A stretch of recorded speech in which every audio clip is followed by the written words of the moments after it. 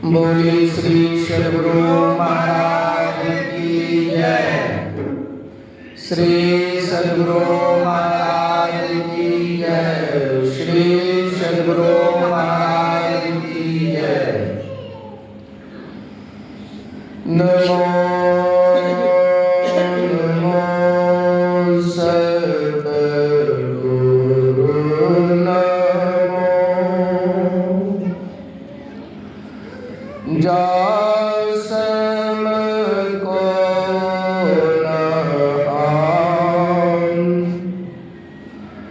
परम पुरुष मूर्ति अधिकार गावे संत सुजान। अर्चनीय वंदनीय पूज्य बाबा के श्री चरणों में नमन। इस सत्संग स्थल पर आए हुए सत्संग प्रेमी सदात्माओं, माताओं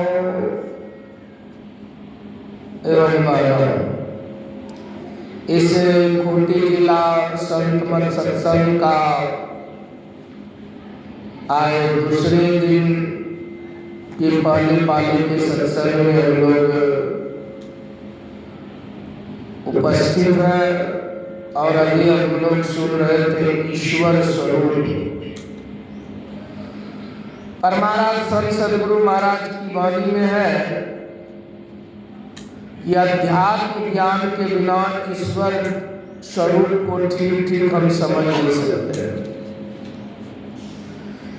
ईश्वर स्वरूप को जब तक हम नहीं समझेंगे तब तक हमारा खुलासा भी नहीं होगा और भ्रम दूर भी नहीं होगा।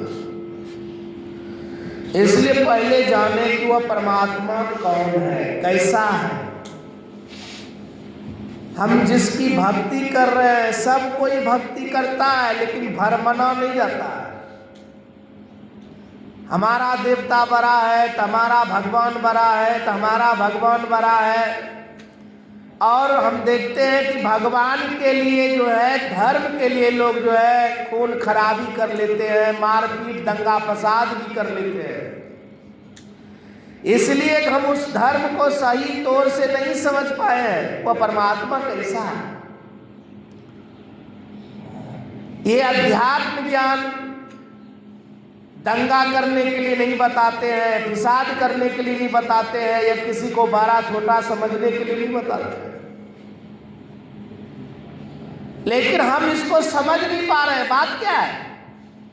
इसलिए हम अध्यात्म ज्ञान से दूर हैं। हम सांप्रदायिकता में, ये कौम में फंस गए और इसी को हम समझ लिए। जैसे गोड्डा जिला, किसी झारखंड की घटना सुना रहे हैं। गोड्डा जिला का एक युवक आया दुमका, और पहले सबका जिला दुमका था। जब ये झारखंड अलग नहीं हुए थे तो उससे पहले भी, तो दुमका से कट के गोड्डा हुए तो अपने जमीन के कागज पत्तर निकालने के लिए, वंशावली निकालने के लिए देखा, गया दुमका ऑफिस में। जब वो अपने जमीन को देखने लगे तो उसके 5 पीढ़ी के बाद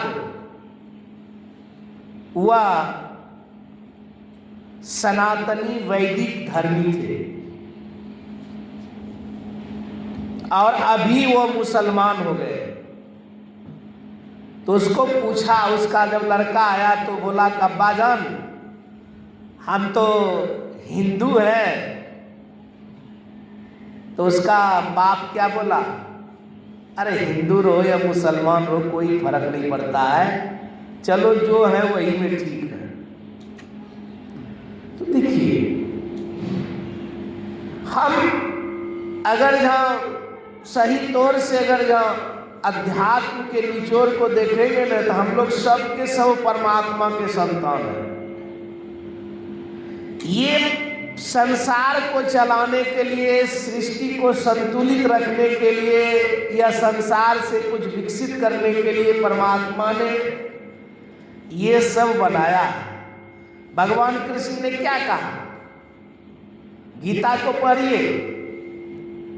भगवान कृष्ण कहते हैं चतुर्वर्ण मया सृष्टा गुण विभाषा। कहते हैं हे अर्जुन, मैंने 4 वर्णों की सृष्टि तो किया हो, लेकिन जन्म से नहीं, तब कर्म से। जन्म से सब वही है। इसलिए हम वेद भी पढ़ेंगे ना, तो जन्म जायते शूद्र, जन्म से शूद्र है, कोई बड़ा छोटा नहीं है।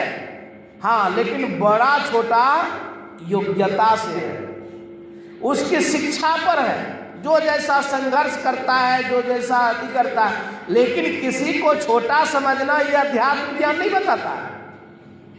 यह सामाजिक ज्ञान बताता है, व्यवहारिक ज्ञान बताता है कि बड़ा छोटा कौन है, किसके साथ कैसा सम्मान करना चाहिए, किसके साथ आदर करना चाहिए। लेकिन अध्यात्म ज्ञान ये नहीं बताता है। उसमें तो सभी कहता है। भगवान कृष्ण ने भी गीता में कहा ना, अर्जुन ने पूछा कि वह परमात्मा कैसा है, तो भगवान कृष्ण ने कहा हे अर्जुन, वह ईश्वर सबके हृदय में है। हाँ, सबके हृदय में ईश्वर वही परमात्मा है। लेकिन हम शरीर को देखते हैं, लेकिन शरीर के अंदर जो रहने वाला है उसको नहीं देखते हैं। एक मृदार्थ के पास एक छोटा सा बच्चा दौड़ते हुए भागते हुए आए और चरणों पर गिर करके फूट फूट करके रोने लगे, जार बजार। मृदार्थ ने पूछा कि बेटा तुम क्यों रो रहे हो? कहा हजरत, मेरे पिताजी मर गए, चले गए, अब मेरे पास कुल में कोई नहीं रहा, माँ भी खत्म हो गई है, माँ माता पिता दोनों मर गए हैं, तो हम क्या करें? कहा बेटा, जो मरता है उसी को तूने देखा, जो उस शरीर को तुमने देखा जो मरा, तुम देख रहे हो कि मर गया, लेकिन शरीर के अंदर में रहने वाला जो वो स्नेह करने वाला था, वो प्यार करने वाला था, वो प्रेम करने वाला था, उसको तुम तब भी नहीं देखा और अब भी नहीं देख रहे। उसको जानो, और जब हम उसको सही जान लेंगे तो हमारा संशय ही खत्म हो जाएगा। जिसने जिसने जान लिया अपने स्वरूप को, अपने आप को जान लिया, इसलिए पूज्यपाद महर्षि साई स्वामी जी महाराज की वाणी में बार बार कहते थे, जमाने में उसने बड़ी बात किया जो अपने से अपने का मुलाकात किया।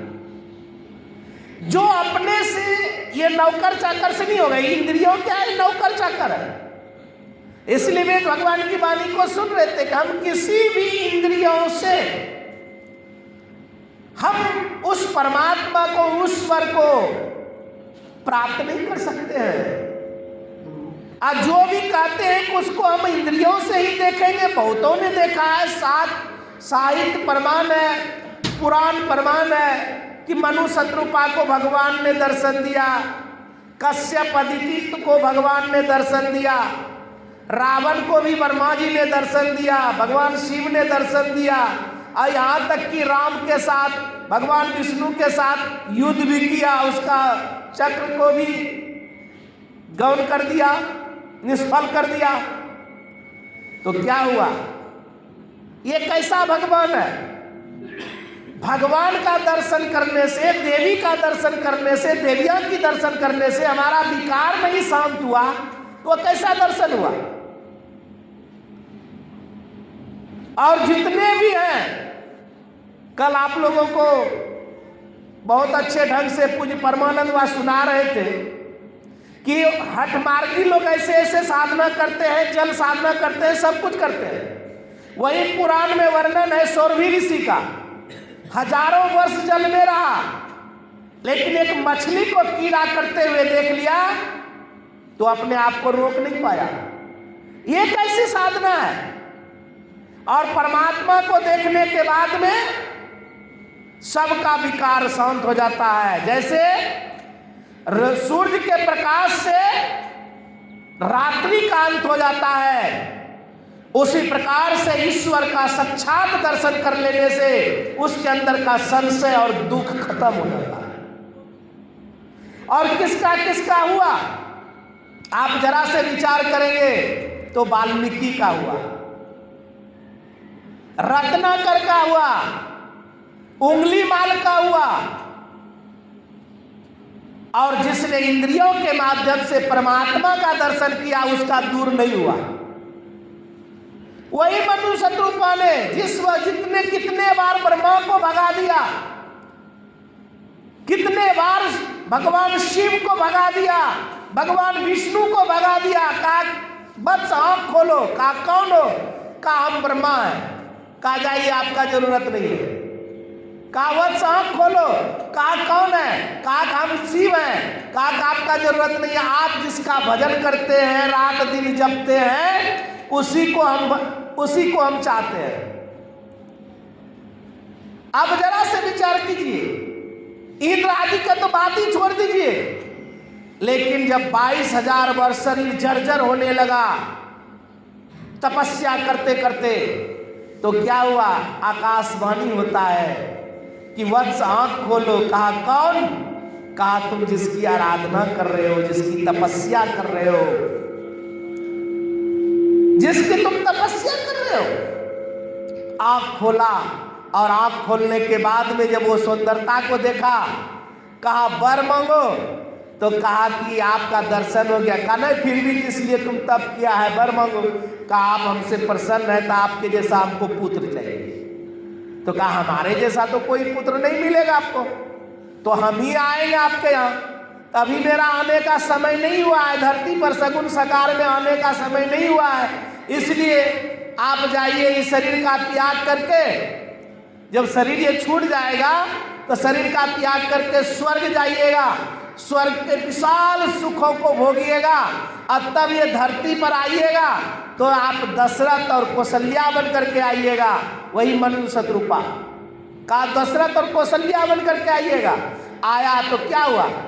गुरु महाराज के प्रवचन में मैंने पढ़ा कि दशरथ को इतना ताकत था कि दिन भर शिकार खेलते खेलते उसको मन में चैन नहीं मिलता था, संतुष्टि नहीं होता था, तो रात रात भर भी शिकार खेलते थे। जिसका लगा है जिसका, उसका कभी हिसका नहीं छूटता है। और बाहुबल इतना था कि कहने की बात नहीं, उसके बाहुबल से, उसके ताकत से देवता लोग राज करते थे, देवता लोग राज करते थे। जरा से विचार कीजिए, परिणाम क्या हुआ? मिर्गा के धोखे में श्रवण कुमार को बाण मार दिया, और श्रवण कुमार के पिता से श्राप ले लिया, श्राप ले लिया। ये क्या है? ईश्वर का दर्शन करे, परमात्मा का दर्शन करे और अज्ञानता रह ही जाए। हमारे उपनिषद के ऋषि कहते हैं भिद्यते हृदय ग्रंथि छिद्यन्ते सर्व संशया छियन्ते चास्म कर्माणि तस्मिन् दृष्टे परावरे। कहते हैं जिसकी हृदय की ग्रंथि खुल जाता है, अज्ञानता नष्ट हो जाता है, तो उसके लिए कोई चीज नहीं रहता है, वो ईश्वर को साक्षात देखता है। ईश्वर को देखने के लिए, ईश्वर को पहचानने के लिए इसलिए 14 इंद्रियों सक्षम नहीं है। और हम किससे देखेंगे? उस परमात्मा को हम स्वयं अपने से देखेंगे। गुरु महाराज ने कहा अकेला हो जाओ कि सबका संग छोड़ दो तो परमात्मा तुम्हें लौकेगा। इसलिए पल्लू साहब ने कहा साहिब साहिब क्या करे, साहिब तेरे पास, साहिब तेरे पास याद करे होवे हाजिर, मिले साहिब नादिर। मान मनी फना नूर का तब नजर में आवे, बुरका डारे डार खुदा वा खुद दिखरावे। रू करे मेहराज कुफर का खोली कुलावा, 30 रोजा रहे अंदर 7 दिखावा। लाम काम पे रब का पावे पलटू दास, साहिब साहिब क्या करे, साहिब तेरे पास। वह परमात्मा हमारे पास है, कहीं खाली नहीं है, खुदा करती खुद से जो जुदा नहीं है। वह परमात्मा सर्वव्यापक है, वह अनंत है, लेकिन हम क्या है, बंधे हुए हैं। किसमें बंधे हुए हैं? तो शरीर और संसार में जकड़े हुए हैं। जिस दिन ये शरीर और संसार का संग छूट जाएगा, हम अकेले हो जाएंगे, इंद्रियों से हट जाएंगे, उस दिन परमात्मा का साक्षात्कार दर्शन हो जाएगा और हमारा जीवन कल्याण हो जाएगा और हमारा संशय दूर हो जाएगा और किसी से नहीं पूछेंगे वह परमात्मा कैसा है और कहाँ है। गुरु महाराज ने कहा, जो भारत में सूर्य को देख लेगा तो वह कहीं भी चले जाए, इंग्लैंड, अफ्रीका, कहीं भी वह चले जाए, जापान, लेकिन वह किसी से नहीं पूछेगा कि सूर्य कैसा है। उसी प्रकार से जो परमात्मा को देख लेगा तो उसके रूप में वो किसी से नहीं पूछेगा वह परमात्मा कैसा है। जैसे वाल्मीकि मुनि ने ये नहीं पूछा कि परमात्मा कैसा है। राम ने कहा कि हम पिता की आज्ञा से आए हैं रहने के लिए, हमको कुछ स्थान अच्छा सा बता दीजिए। तो क्या कहा वाल्मीकि मुनि ने, हे राम, मुझसे तुम पूछ रहे हो कि मैं कहाँ रहूं और मैं पूछने में संकुचात रहूं है, इसलिए तुमको सब जगह देख रहा हूं। राम स्वरूप तुम्हार बचन यगोचर बुद्धि पर अविगत अखत अपार, नेति नेति नित निगम कहा। आदि आदि बातें को हम लोग विस्तार से बाबा गणों से सुनेंगे। बोलिए।